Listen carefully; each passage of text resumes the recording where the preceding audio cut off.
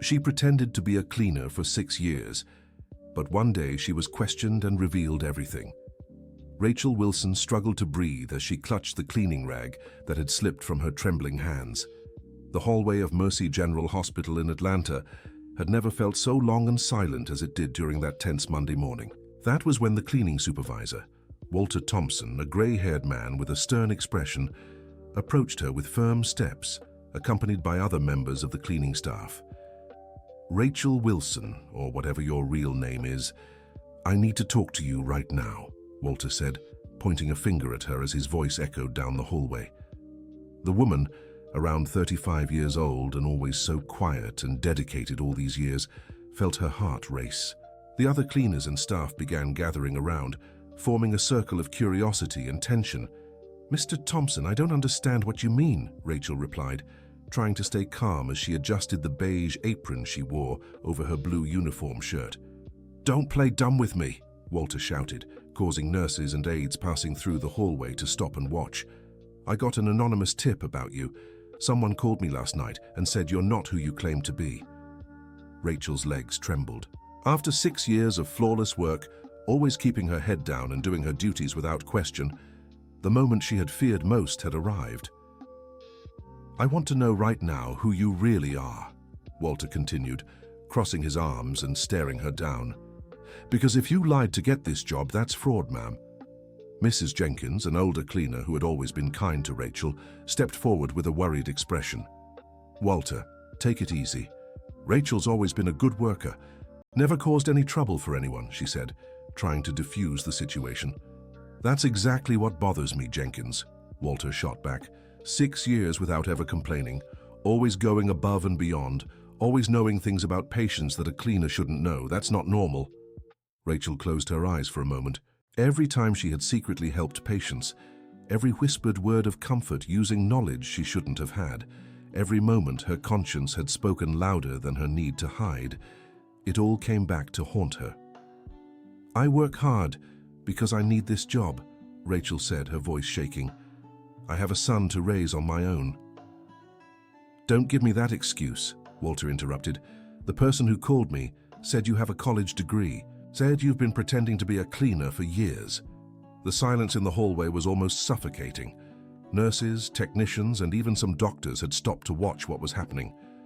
Rachel could feel the weight of all those eyes on her. Jason, a young cleaner who worked the afternoon shift, shook his head in disbelief. "What's this about, Rachel? You never told me you had an education," he said, disappointment in his voice. Rachel looked around at the faces of people she had worked alongside for so many years. People who respected her, who saw her as a colleague, who shared the daily struggles of working hard to support their families. I can explain," Rachel said, her voice barely above a whisper. Walter stepped closer, his face red with anger. "Then explain right now, because if you have a degree and chose to lie to work as a cleaner, you've made fools of all of us. Mocked people who actually need this job, who never had the chance to study." Mrs. Jenkins gently touched Rachel's arm. "My dear, if you have something to say, you'd better say it now. Walter is very upset, and this could turn into a bigger mess." Rachel took a deep breath. She knew there was no more running from the truth. 6 years keeping that secret. 6 years living a lie to protect herself and her son. 6 years trying to rebuild a life that had been shattered by circumstances beyond her control. "All right," Rachel said, finally lifting her gaze to meet Walter's. "I'll tell the truth." The murmurs among the staff grew louder. Some stepped closer, others kept their distance, but all were clearly eager to hear what she had to say.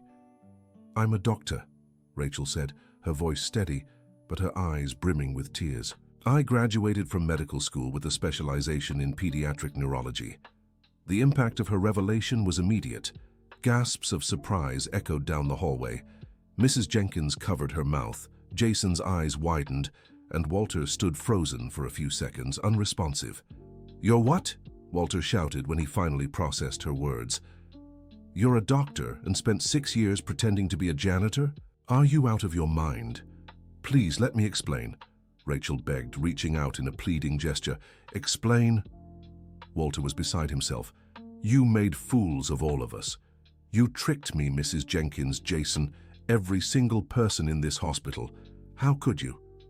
Dr. Richard Anderson, a physician passing through the hallway, stopped when he heard the commotion. He was a middle-aged man, well respected at the hospital, who always greeted Rachel politely when he saw her cleaning the offices. "What's going on here?" Dr. Anderson asked, looking at the group of staff members. "Doctor, you won't believe this," Walter said, still agitated. "Rachel here, our janitor for 6 years, just confessed she's a doctor. A doctor? Can you even believe it?" Dr. Anderson looked at Rachel with utter astonishment. "What do you mean? Is this true, Rachel?" Rachel nodded, tears now streaming freely down her face. "It's true, doctor. I have a medical degree." "But why are you working as a janitor?" Dr. Anderson asked, genuinely confused. Dear listener, if you're enjoying the story, don't forget to like and especially subscribe to the channel. It helps us a lot as we're just starting out. Now, back to the story. Before Rachel could answer, Walter spoke again, clearly outraged. "She lied to all of us, doctor. Used fake documents, deceived the hospital administration. This is a crime." "Walter, please, let's stay calm," Dr. Anderson said, trying to diffuse the tension. "Rachel, can you explain what happened?" Rachel wiped her tears with the back of her hand and took a deep breath. She knew this moment would change everything, but she also knew she couldn't carry the burden alone any longer. "I lost my medical license 7 years ago," Rachel began, her voice trembling. "I was working at Piedmont Regional Medical Center when something happened that changed my life forever." "What happened?" Mrs. Jenkins asked with genuine concern. "I made a diagnosis that went against the hospital's protocol," Rachel continued. "A 5-year-old child came in with symptoms the other doctors dismissed as a simple virus. But I saw signs of something much worse." Dr. Anderson stepped closer, intrigued. "What kind of signs?" "Neck stiffness, light sensitivity, behavioral changes. The symptoms were subtle, but they pointed to possible meningitis. The hospital's protocol said to observe for 24 hours before running invasive tests, but I insisted we had to act immediately." "And what happened?" Jason asked. "I argued with the department head, Dr. William Stanford," said Rachel, and the name left her lips like poison. "He said I was exaggerating, causing unnecessary panic, but I couldn't just stand by and watch that child deteriorate." Walter had calmed down a bit, but still wore a skeptical expression. "So what happened?" "I ran the tests myself overnight. I confirmed the bacterial meningitis diagnosis and started treatment. I saved that child's life, but I broke every hospital protocol." Dr. Richard shook his head, understanding the situation. "And that's why you lost your license?" "Not just that," Rachel said, her voice dropping even lower. "Dr. Stanford couldn't accept that he'd been wrong. He started a campaign against me, questioning all my past diagnoses, suggesting I was emotionally unstable." "But you saved the child," Mrs. Jenkins said indignantly. "That didn't matter to him," Rachel replied. "When other doctors began supporting me, he escalated things. He claimed I had psychological issues, that I was a risk to patients." The revelation shocked everyone present. The story Rachel had kept hidden for so many years was finally coming out, and she felt a mix of relief and terror. "Dr. Stanford had a lot of political influence at the hospital," Rachel continued. "He managed to form a committee to review my conduct. They presented twisted evidence, framed my medical decisions as signs of instability." "And the medical board accepted that?" Dr. Richard asked, clearly skeptical. "Doctor, Stanford was personal friends with the regional board president at the time," Rachel said, bitterness in her voice. "The hearing was a sham. They'd already made up their minds before even listening to me." Walter, who had been the most agitated until then, now seemed to process the information differently. "So you lost your license for saving a child?" "I lost more than that," Rachel said, tears now flowing freely. "I lost my career, my reputation, my income, and worst of all, I lost temporary custody of my son." The silence that followed was absolute. Even the usual hospital noises seemed to have stopped. "What do you mean?" Mrs. Jenkins asked, touching Rachel's arm again. "When I lost my license, I couldn't afford anything anymore.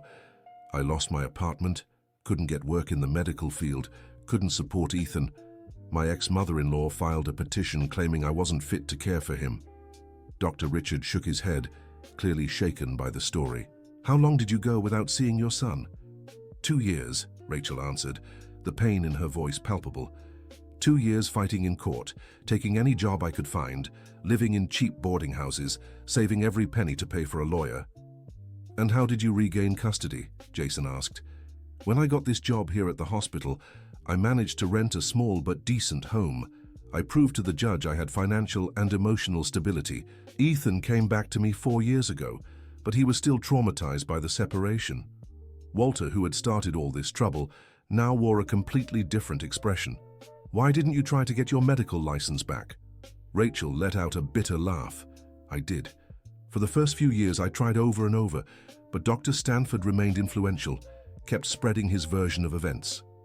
And then I discovered something terrible. What? Dr. Richard asked. Dr. Stanford became the medical director of Prominence Health Center, the largest in the state's private hospital network. He has connections everywhere. Every time I tried something, every time an opportunity came up, he found a way to interfere. This is persecution, said Mrs. Jenkins, outraged. He made it clear that as long as he had influence, I'd never practice medicine again, said Rachel.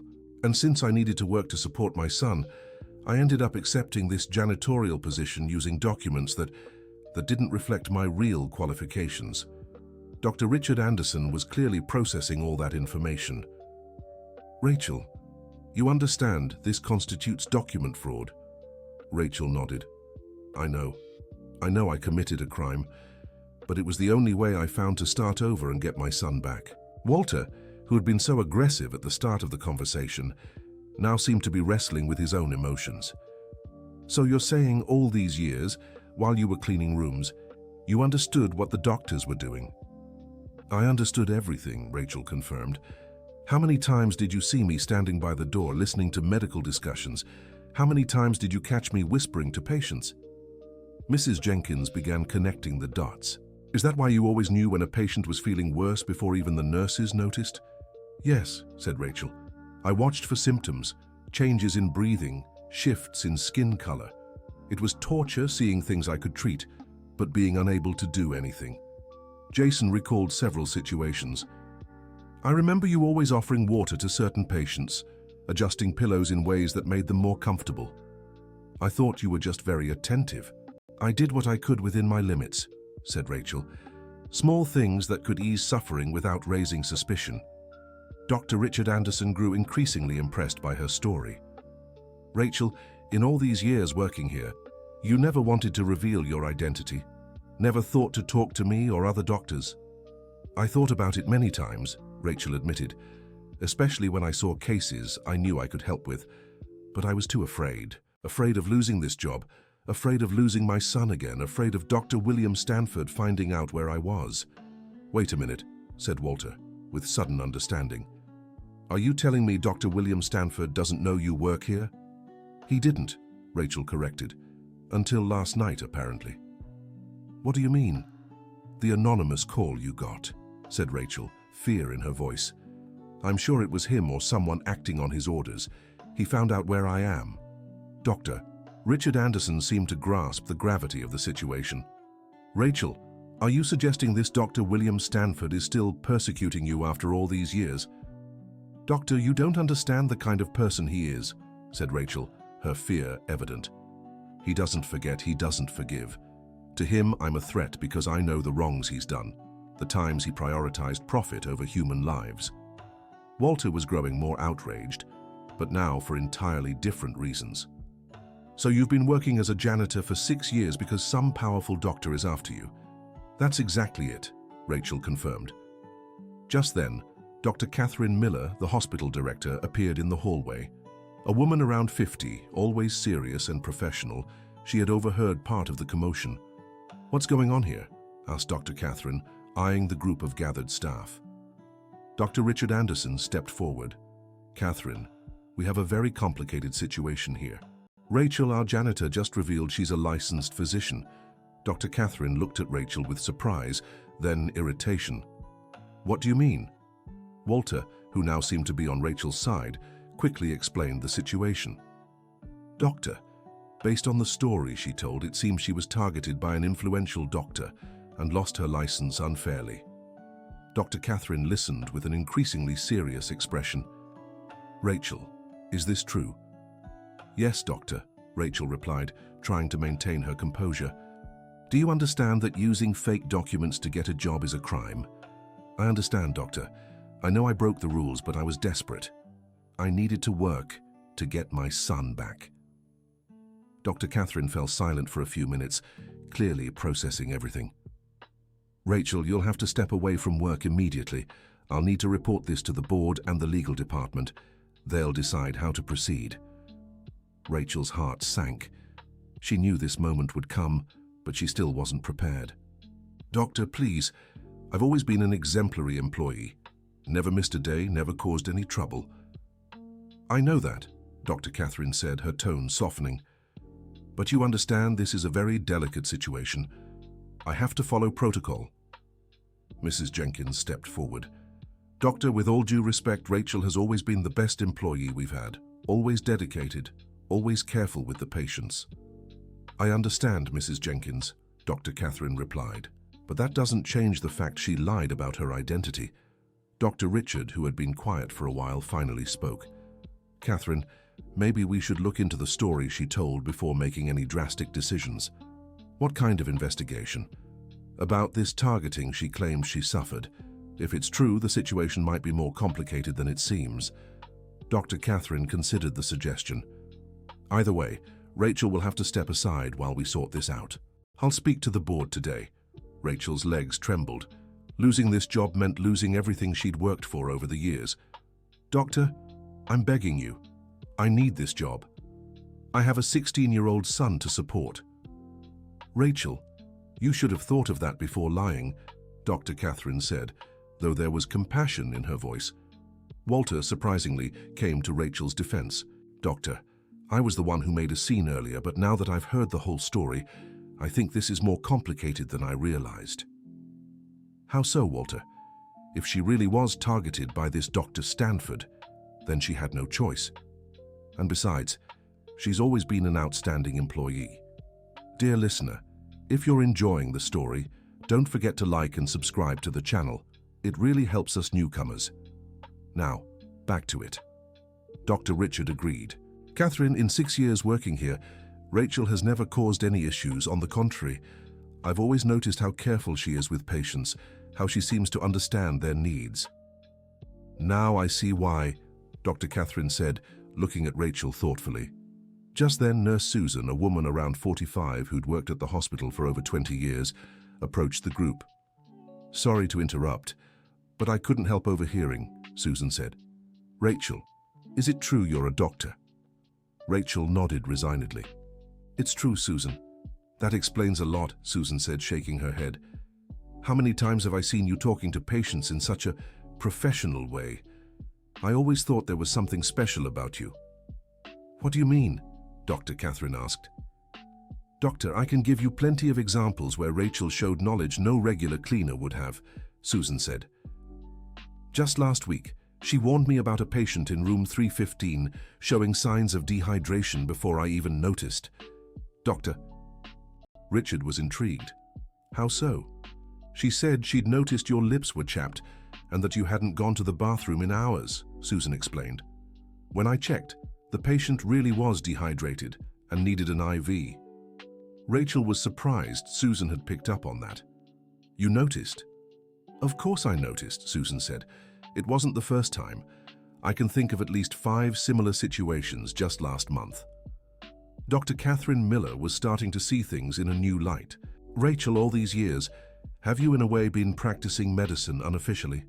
I never did anything that could be considered an official diagnosis or treatment, Rachel said quickly. Just observations I quietly shared with the nursing staff. But you were using your medical knowledge to help patients, Dr. Miller insisted. I couldn't just ignore it when I saw something wrong, Rachel admitted. It was stronger than me. Walter, who now seemed fully on Rachel's side, had an idea. Doctor, what if we looked into this Dr. Stanford before making any decisions about Rachel? What are you suggesting? I'm suggesting Rachel might be the victim here, not the criminal, Walter said. If she was truly harassed and forced into this situation, maybe we should help her instead of punishing her. Dr. Richard Anderson agreed enthusiastically. Catherine, Walter's right. If her story's true, then she was pushed into this by injustice. But even so, she lied on the paperwork, Dr. Miller said, still hesitant. Doctor, Mrs. Jenkins said firmly, if your daughter was starving and the only way to get work was to hide that she went to college, wouldn't you do the same? Mrs. Jenkins' question hit Dr. Miller hard. She fell silent for a moment, clearly reflecting. Rachel, tell me something, Dr. Miller finally said. All these years, did you ever try to get help to reverse your license situation? I tried several times in the early years, Rachel replied. But Dr. Stanford always interfered. After a while, I focused on rebuilding my life with my son. I thought it was safer to keep my head down. And now he's found where you are? It seems so, Rachel said, fear in her voice. The anonymous call to Walter can't be a coincidence. Dr. Anderson had an idea. Catherine, what if we contacted some colleagues to look into Dr. Stanford's history? If he really did what Rachel's claiming, there must be other cases. You think he harassed other doctors? People like him don't change, Rachel said bitterly. I'm sure I wasn't the only one. Just then, Ethan Wilson, Rachel's 16-year-old son, appeared in the hospital hallway. He was a tall, thin boy with a worried face. He'd skipped school after seeing a video on the school's WhatsApp group.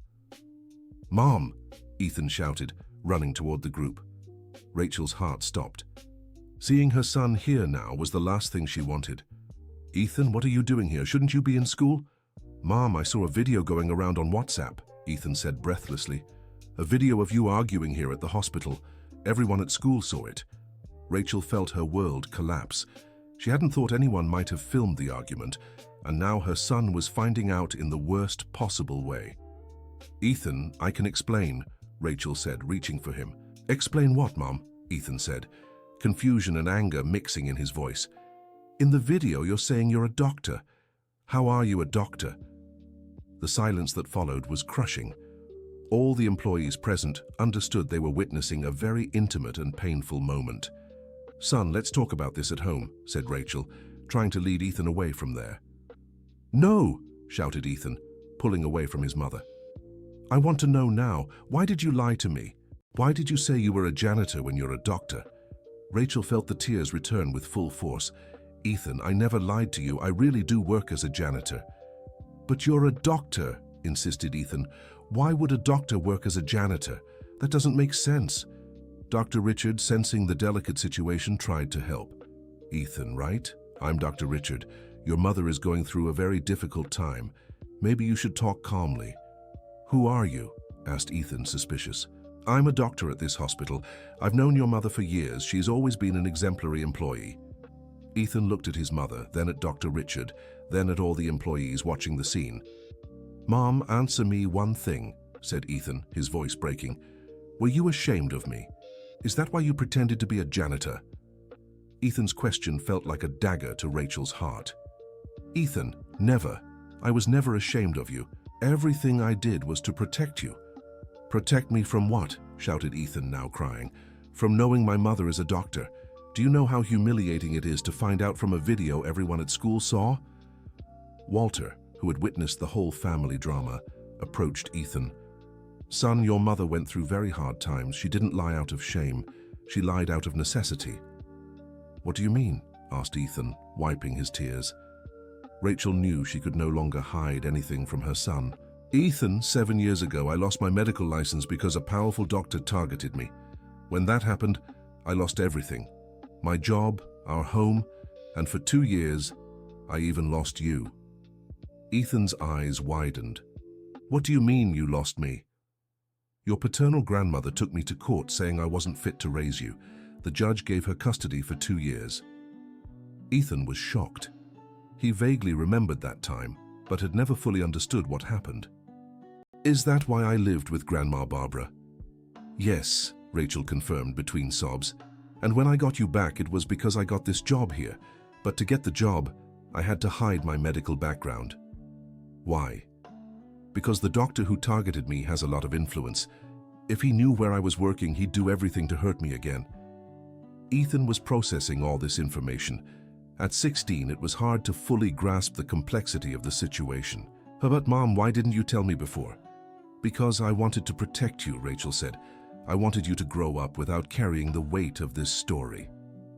"But I felt ashamed so many times," said Ethan, pain in his voice. "When kids at school asked about my mom's job, I was embarrassed to say you were a janitor." Rachel felt a deep ache in her chest. "Ethan, there's nothing wrong with being a janitor. Mrs. Jenkins, Jason, Walter, they're all hard-working, dignified people." "I know that," Ethan said quickly. "But now I find out you're a doctor and hid it from me. I feel like you didn't trust me." Dr. Richard, who had observed the whole interaction, stepped in. "Ethan, can I tell you something? Your mother is one of the bravest people I know." "How?" "She sacrificed her career, her social standing, everything, just to get you back and raise you. How many people would do that?" Ethan looked at his mother with a different expression. "Is that true, Mum?" "Ethan, you're the most important thing in my life," Rachel said, moving closer to her son. "Everything I did, every choice I made, was with you in mind." Ethan hesitated for a moment, then hugged his mother. The embrace was long, full of emotion, and brought tears to the eyes of everyone present. Dr. Catherine Miller, who had observed the entire family scene, seemed to be reconsidering her stance. "Rachel, where did you complete your medical training?" Rachel pulled away from the hug with Ethan, but kept her arm around her son. "At Emory University. I graduated in 2010 and specialized in pediatric neurology at the same university." "And where were you working when you lost your license?" "At Piedmont Regional Medical Center. I was an on-call pediatrician." Dr. Richard Anderson had an idea. "Catherine, I know some doctors who worked in Savannah back then. I can make a few calls to verify Rachel's story." "That would be a good idea," agreed Dr. Catherine. "Rachel, could you provide specific details that might help with the verification?" "Of course," said Rachel, now more hopeful. "I can give you colleagues' names, specific dates, details about the case that led to my persecution." Walter Thompson, who had become one of Rachel's strongest advocates, suggested something. "Doctor, while this investigation is underway, could Rachel continue working as normal?" "I'm not sure that would be appropriate," said Dr. Catherine hesitantly. "Please, doctor," Rachel pleaded. "I need this job. If I step away now, I won't be able to pay my bills." Ethan looked at Dr. Catherine with a pleading expression. "Doctor, my mom has never done anything wrong here at the hospital. She's always been dedicated, always taken good care of everyone." Mrs. Jenkins also spoke up. "Doctor, Rachel is like a daughter to me. In these 6 years, I've seen how hard she works, how much she truly cares about the patients." Jason agreed. "It's true, doctor. Rachel has always been different. Now I understand why." Dr. Richard had an idea that might help resolve the situation. "Catherine, what if, while we investigate her background, we allow her to keep working, but maybe in a different role?" "How so?" "Well, if she really is a doctor, maybe we could use her knowledge in some way. Of course, not as an active physician, but perhaps as an assistant in some department." "That would be irregular," said Dr. Catherine. "But it would be temporary," insisted Dr. Richard, "just until we sort out her situation." Rachel hardly dared to hope, but Dr. Richard's idea seemed reasonable. "Doctor, I'd accept any role. I just need to keep my job." Dr. Catherine was silent for a few minutes, clearly weighing the options. "All right," she finally said. "Rachel, you can continue working temporarily, but I'll have to inform the board about the situation, and I want Dr. Richard to start verifying your background immediately." Rachel felt immense relief. "Thank you, doctor. Thank you so much." "But I want to be clear," Dr. Catherine continued. "If we find out you lied about this persecution, or if there are any inconsistencies in your story, you'll be fired immediately and we'll take appropriate legal action." "I understand, doctor, and I have nothing to hide." Dr. Richard turned to Rachel. "Rachel, can you give me the details so I can start the verification today?" "Of course, doctor. I can write down everything you need." Ethan, who had been quiet during the negotiation, spoke to his mother. "Mum, can I ask you something?" "Of course, sweetheart." "Are you happy working as a janitor?" The question caught Rachel off guard. "What do you mean?" Do you miss being a doctor? Rachel thought for a moment before answering. Ethan, I miss being able to help patients the way I know I can, but I've learned to find satisfaction in caring for people in other ways. What other ways? Well, a clean and organized room helps with a patient's recovery. A kind word can bring comfort. A smile can brighten the day of someone who's suffering. Mrs. Jenkins smiled. That's why patients have always liked you so much, Rachel. But would you want to go back to being a doctor? Ethan insisted. Rachel looked at her son, then at all the staff gathered there, and finally at Dr. Anderson and Dr. Miller. I would, yes, but only if it's fair, clean. I don't want to live in fear anymore. Dr. Anderson nodded. Rachel, if we can prove you were a victim of persecution, it might be possible not only to clear your name but also to get your license back. You really think that's possible? I won't lie. It'll be difficult. But if your story is true and if we can gather enough evidence, then yes, it's possible. Ethan hugged his mother again. Mom, I want you to be a doctor again. Why? Because I saw how you talked about saving that child. I saw how your eyes lit up. And also because I want to be proud to tell everyone that my mum is a doctor. Rachel felt her heart warm at her son's words.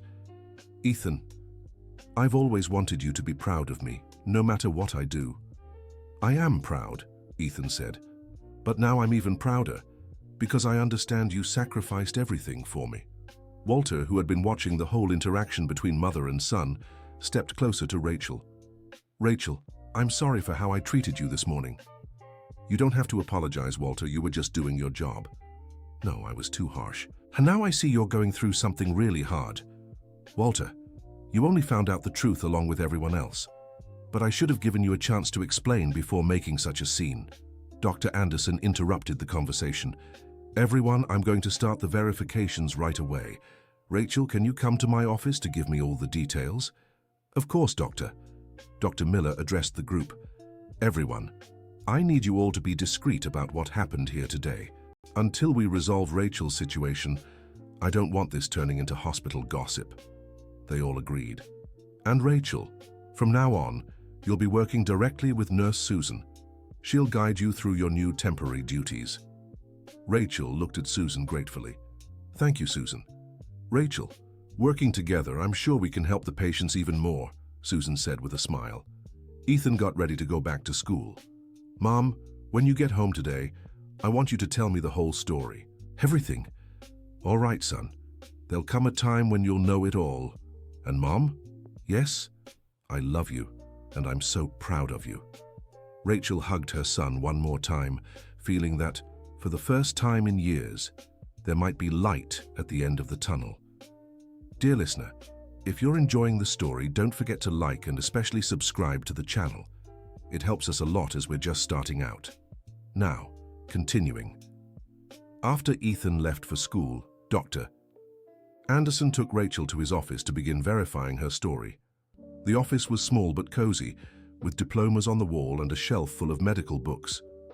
Rachel, make yourself comfortable, Dr. Anderson said, gesturing to a chair across from his desk. I'll need very specific details to verify your story. Rachel sat down, still trying to process everything that had happened that morning. Doctor, I'm so grateful for what you're doing for me. Rachel, if your story is true, I should be the one thanking you for letting me meet someone so brave. Brave? Rachel let out a bitter laugh. Doctor, I spent 6 years hiding, pretending to be someone else. That's not courage. Rachel, you lost everything and still managed to rebuild your life, get your son back, and on top of that, you spent 6 years helping patients even without being able to officially practice your profession. If that's not courage, I don't know what is. Rachel felt her eyes well up again. Doctor, sometimes I feel like I wasted years of my life. How so? While I was here cleaning rooms, I could have been saving lives. How many patients could I have truly helped in those 6 years? Dr. Anderson leaned forward with a serious expression. Rachel, do you think you didn't save lives in those 6 years? What do you mean? Nurse Susan told me about several situations where your observations helped patients. You may not have been prescribing medication or performing surgeries, but you were using your knowledge to care for people. But it wasn't the same? Maybe it wasn't the same, but it was just as important, said Dr. Anderson. Rachel, medicine isn't just about diagnosis and treatment. Medicine is about care. And you cared for hundreds of people in those years. Rachel had never thought of it that way. Doctor, can I ask you something? Of course. Do you really think it's possible to get my license back? Dr. Anderson sighed. Rachel, I'll be honest with you. It'll be difficult. The medical system is very conservative and cases like yours are complex. Rachel felt her heart tighten. But, Dr. Anderson continued, if we can prove you were a victim of persecution, if we can show your medical conduct was correct, there's a chance. A small chance. Small, but real, said Dr. Anderson, and sometimes a small chance is all we need. Rachel took a deep breath. Doctor, what do you need to know to start the investigation? Dr. Anderson picked up a notepad and pen. First, I need all the details of the case that caused your persecution. Dates, names, procedures, everything. Rachel began recounting the story in detail. It was March 2017. The child's name was Michael Johnson, 5 years old. He arrived at the hospital with his mother, Sarah Johnson, around 2 p.m. Dr. Anderson wrote everything down carefully. What were the initial symptoms? High fever, vomiting, irritability. At first, it seemed like a common virus. But during the exam, I noticed neck stiffness and extreme sensitivity to light. And what did you do? I suggested a lumbar puncture to rule out meningitis. But Dr. Stanford, the department head, said I was overreacting. That protocol required 24 hours of observation before performing an invasive procedure. And you accepted that? At first, yes. But overnight, the child's condition worsened. The fever didn't break, the neck stiffness increased, and he started having seizures. Doctor, Anderson stopped writing and looked at Rachel. Seizures? Yes, that's when I knew I couldn't wait any longer. I performed the lumbar puncture without authorization in the early hours. And the result? It confirmed bacterial meningitis. I started antibiotics immediately. And the child? We saved his life. If we'd waited until morning, it probably would have been too late. Dr. Anderson shook his head. And Dr. Stanford wasn't happy with the outcome? Quite the opposite, Rachel said bitterly. He was furious, said I'd broken protocol, acted irresponsibly, even though you saved the child. To him, that didn't matter. What mattered was that I'd questioned his authority. Dr. Anderson kept writing.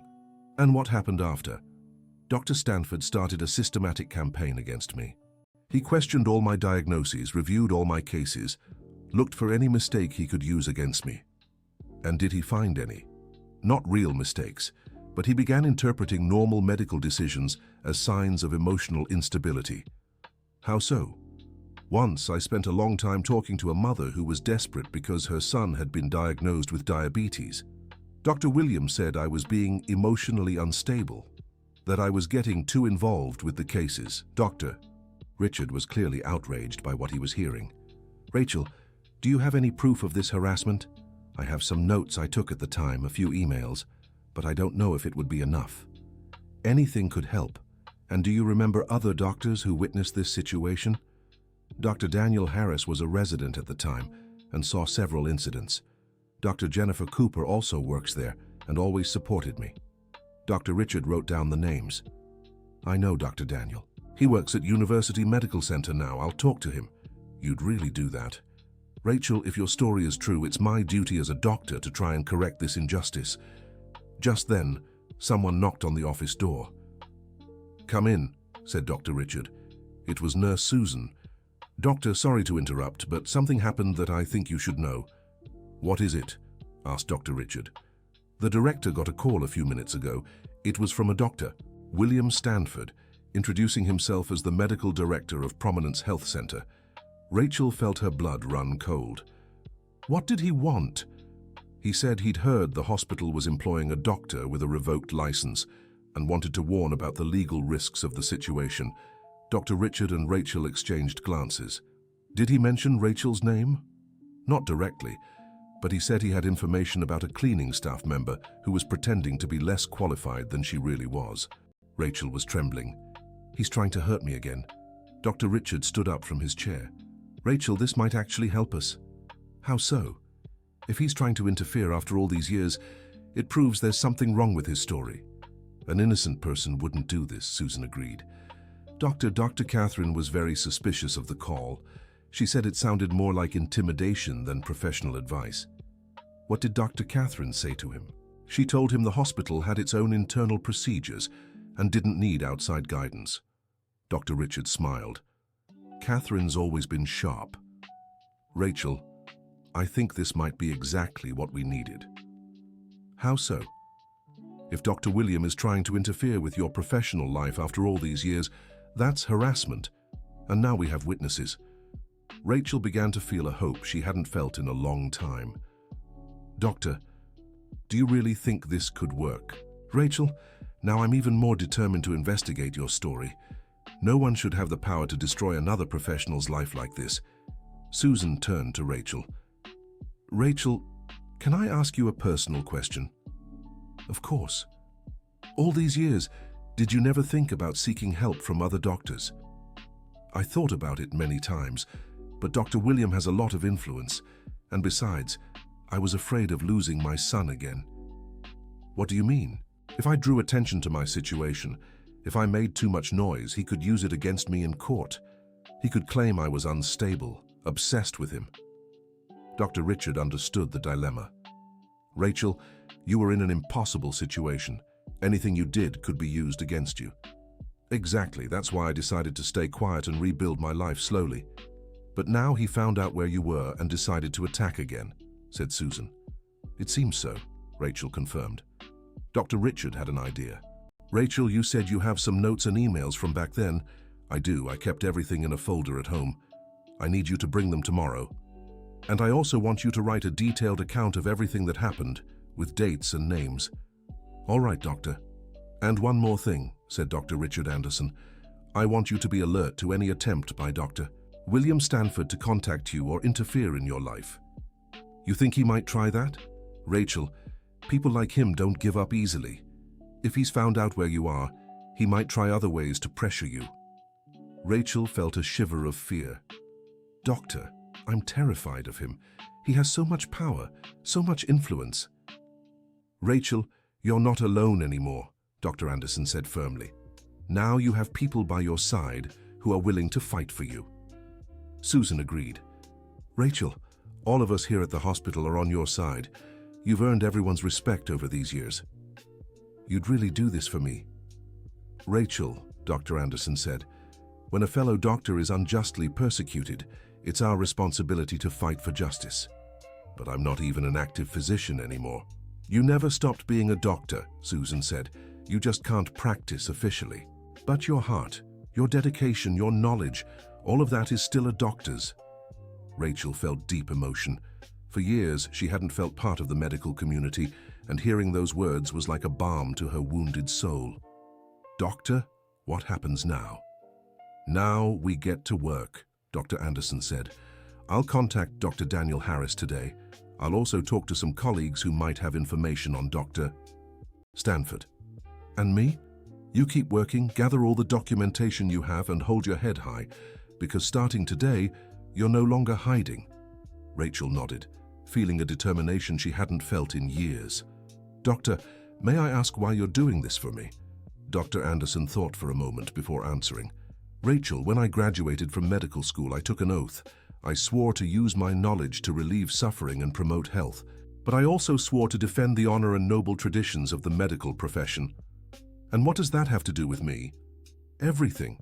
If I allow a doctor to be unjustly persecuted, if I let someone like Dr. Stanford keep abusing his power, then I'm failing my oath.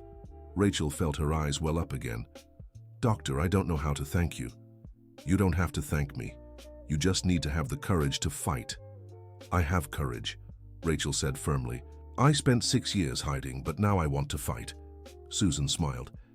Rachel, now that I know who you really are, I'm sure that together we can make an even bigger difference in our patients' lives. How so? Well, you may not have a license to prescribe medication, but you can use your knowledge to observe patients, spot changes in their condition, guide families. Is that allowed? Dr. Anderson nodded. As long as it's always under the supervision of an active physician, yes. In fact, it could be very valuable for the hospital. And it could help in your fight to get your license back, Susan added. If we show that you're still a competent and careful professional, it strengthens your case. Rachel was beginning to see possibilities that had seemed impossible for years. Doctor, how long do you think this investigation might take? Hard to say. A few weeks, maybe months. It depends on what we uncover and how Dr. Stanford reacts. What if he tries to harm me in the meantime? Rachel, you're not alone anymore. Any attempt at harassment will be documented and used in your favor. Just then, Dr. Catherine Miller appeared at the office door. May I come in? Of course, Catherine, Dr. Anderson said. Dr. Miller entered with a serious expression. Rachel, I just got another call. Rachel felt her heart race. From Dr. Stanford? No, this time it was the administrative director of Prominence Health Center. He said he'd received information that we were illegally employing a doctor with a revoked license. Dr. Anderson stood up. Catherine, this is clearly an intimidation campaign. That's exactly what I thought, said Dr. Miller, and that's why I've made a decision. Rachel was afraid of what she was about to say. What decision? I've decided the hospital will officially support you in this fight, said Dr. Miller. If someone is trying to intimidate us like this, something's wrong. Rachel could hardly believe what she was hearing. Doctor, would you really do that? Rachel, you've been an exemplary employee for 6 years, never caused any trouble, always dedicated. If someone's trying to harm you this way, it's our duty to investigate. Dr. Anderson looked visibly pleased. Catherine, this will make all the difference. And more, Dr. Miller continued. I'll document all these intimidation attempts. If this goes to court, we want everything on record. Rachel felt a wave of gratitude and emotion. Doctor, I don't know how to thank you. Rachel, thank me by getting your license back and practicing medicine the way you deserve. Susan, who had stayed quiet during the conversation, had an idea. Doctor, can I suggest something? Of course, Susan. What if we organized a meeting with all the staff who've worked with Rachel over the years, so they can testify about her work? Good idea, said Dr. Miller.